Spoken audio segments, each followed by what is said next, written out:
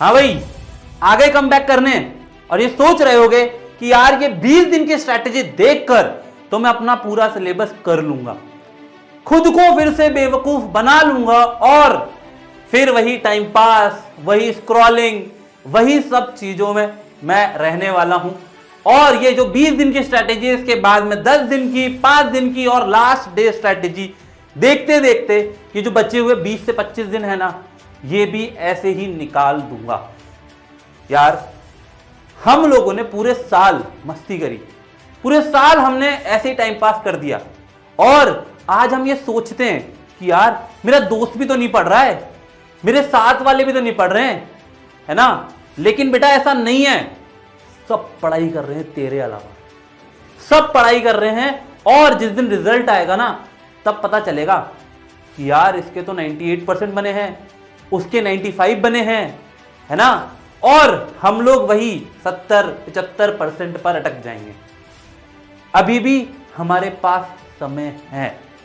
हमारे साथ कुछ ऐसी परेशानियां चल रही होंगी कि सर हमारा सिलेबस बाकी है, वो कंप्लीट नहीं हुआ है, कुछ वीक टॉपिक हैं, वो कैसे कंप्लीट करने हैं, जो चैप्टर पढ़े हैं वो भी याद नहीं रह रहे हैं, रिवीजन कब करेंगे ये कंफ्यूजन अलग चल रहा है। और साथ के साथ कोई रूटीन फिक्स नहीं है, कभी भी उठ रहे हैं, कभी भी सो रहे हैं, पूरे टाइम मोबाइल में निकाल रहे हैं, आधे घंटे के लिए फोन उठाते हैं और कब 2 से 3 घंटे निकल जाते हैं पता नहीं चलता। और सबसे बड़ी परेशानी कि सर एग्जाम हॉल में जाते ही ब्लैंक हो जाते हैं, तोते उड़ जाते हैं हम लोगों के। तो यार आज मैं आपको इन सब चीजों का हल बताने वाला हूं और आखिरी के 20 से 25 दिनों में क्या क्या करना है उसके बारे में बात करेंगे। तो सबसे पहले तो यार टारगेट सेट कर लो आप अपना कि टारगेट क्या है ना। एक बार मुझे कमेंट में बताओ कि तुम्हारा टारगेट है क्या तुम्हें भी 100 आउट ऑफ 100 चाहिए या 95 पे सीमित हो या 70 में सीमित हो। टारगेट बताओ मुझे कि सर मुझे ये टारगेट चाहिए और उस टारगेट के लिए मैं लड़ूंगा, उस टारगेट के लिए मैं लड़ूंगा और हासिल करके रहूंगा। जब तक ये अंदर से नहीं आएगी ना बात, तब तक कोई मतलब नहीं है 20 दिन स्ट्रेटेजी, 15 दिन स्ट्रेटेजी, 5 दिन स्ट्रेटेजी, कोई मतलब नहीं है। अब बात करते हैं कि करना क्या है।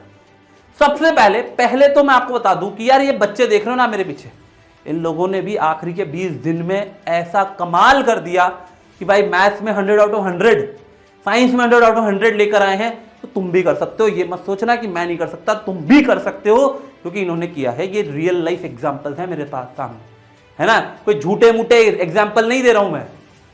तो पहले तो इन बच्चों से प्रेरित हो, इनको रोल मॉडल बनाओ और इनसे सीखो कि इन्होंने किया है। इन्होंने क्या किया था वो मैं बताता हूं। सबसे पहले उन्होंने भाई सब्जेक्ट वाइज रूल डिसाइड किए थे कि सब्जेक्ट वाइज चलेंगे। मैथ्स में क्या करना है, मैथ्स में सही डेली फॉर्मूले पढ़ने हैं, डेली थ्योरी पढ़ेंगे, डेली शॉर्ट नोट देखेंगे। अगर तूने शॉर्ट नोट नहीं बनाया है ना तो इसलिए की ऐप डाउनलोड कर ले, वहां पे देखो सारे फॉर्मूले, सारे शॉर्ट नोट, सारे माइंड मैप मैं दूंगा, ये सारी चीजें तुझे मिलेगी।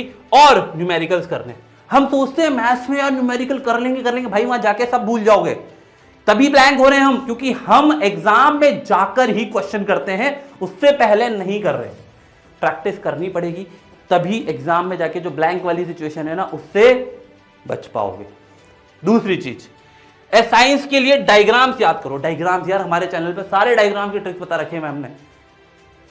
फिर प्लस केमिकल रिएक्शंस याद करो और फिजिक्स के न्यूमेरिकल, मैं फिर कह रहा हूं न्यूमेरिकल, फिर न्यूमेरिकल आ रहे हैं, न्यूमेरिकल करने पड़ेंगे तभी जाके एग्जाम में होंगे।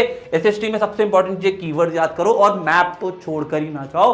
मैप से भी 10 मार्क के क्वेश्चन आने वाले हैं, 10 मार्क्स के, और जो लंबे आंसर होते हैं उनके कीवर्ड्स याद करना। फिर इंग्लिश के अंदर राइटिंग फॉर्मेट, जैसे लेटर राइटिंग, ऐसे राइटिंग, ये सबके राइटिंग फॉर्मेट याद होनी चाहिए। और वही कीवर्ड्स, जो लिटरेचर वाला पार्ट है उसमें कीवर्ड्स। अब बात करते हैं सर हमें ये शुरुआत करनी कैसे है। ये सब चीजें तो करनी है, लेकिन कैसे करनी है।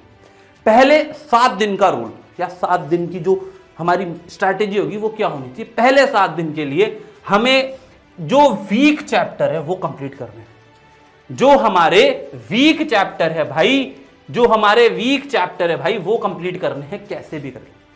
हम लोग 7 दिन लगातार हर सब्जेक्ट को 3 घंटे देंगे। क्या देंगे सर? 3 आवर पर सब्जेक्ट डेली। डेली देने हैं 3 घंटे एक सब्जेक्ट को, जिसमें हम लोग कम से भी कम 3 चैप्टर आसानी से निपटा सकते हैं एक सब्जेक्ट के। पहला काम ये।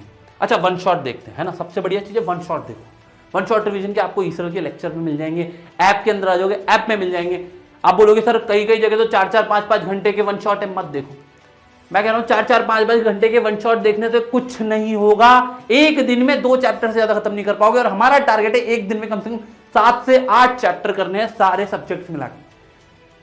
ये हमें टारगेट सेट करना है। वन शॉट देखेंगे, फिर इसमें हम अपना फिनिश करेंगे पूरा का पूरा कोर्स 7 दिन, बस 7 दिन। आज से गिन लो, आज के दिन से 7 दिन तक और चले जाओ बस। उसके बाद अगले फेज में 8 से 14 दिन प्रैक्टिस मोड, सिर्फ प्रैक्टिस करनी है और देखना है कि हम कहां लैग कर रहे हैं भाई, है ना। तो डेली प्रैक्टिस करनी है क्वेश्चन की। ऑल्टरनेट डेट में सैंपल पेपर लगाओ। सैंपल पेपर कहां से लाने भाई, इस तरह की टेस्ट सीरीज है वो कर लो, है ना। ऐप के अंदर आपको और भी चीजें मिल जाएगी फ्री ऑफ कॉस्ट भी, बहुत सारे टेलीग्राम पे, यूट्यूब पे, वेबसाइट पे, गूगल पे, सब जगह फ्री ऑफ कॉस्ट सैंपल मिल जाते हैं। नहीं तो कोई बुक खरीदनी है बुक खरीद लो, लेकिन ऑल्टरनेट डे में एक सैंपल पेपर जरूर लगाना है। और सबसे इंपॉर्टेंट काम जो तुम नहीं कर रहे हो, वो टॉपर कर रहे हैं, वो है एनालाइज करना कि हमने क्या गलती करी है। भाई मैं शुरू से पूरे साल कहते आता हूं कि एनालाइज करो क्या गलती करी है। अगर तुमने ये आखिरी के 20 दिन में भी एनालाइज कर लिया ना कि सर मेरे कोऑर्डिनेट ज्योमेट्री का क्वेश्चन गलत हुआ है, सर मेरा केमिकल रिएक्शन का क्वेश्चन गलत हुआ है, सर मेरे एसएसटी में सेक्टर ऑफ इकोनॉमी वाला कोई चैप्टर है उसमें से गलत हुआ है, तो भाई उन चैप्टर पे हम इन दिनों में मेहनत करेंगे। एनालाइज करना सबसे ज्यादा इंपॉर्टेंट है। और एनालाइज नहीं करोगे तो फिर कहीं के नहीं रहोगे, सिंपल सी बात है। फिर आते हैं लास्ट के जो 6 दिन बचते हैं, उसमें पूरा रिवीजन करना है जितना आपने पढ़ा है।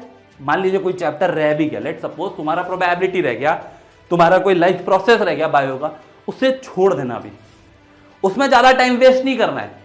लेकिन जो पढ़ा है उसको रिवाइज करेंगे, जबरदस्ती करेंगे, चाहे कुछ भी हो जाए। कोई बोले ना दोस्त आके कि चल मोमोज खाने चल रहे हैं, भाई उसने पढ़ लिया है अपना, उसने पढ़ लिया है अपना, वो तुम्हारा टाइम वेस्ट करने के लिए तुम्हें मोमोज खिलाने लेके जा रहा है, इसलिए ले जा रहा है कि वो भी पढ़ नहीं रहा है, उसने पढ़ लिया है अपना।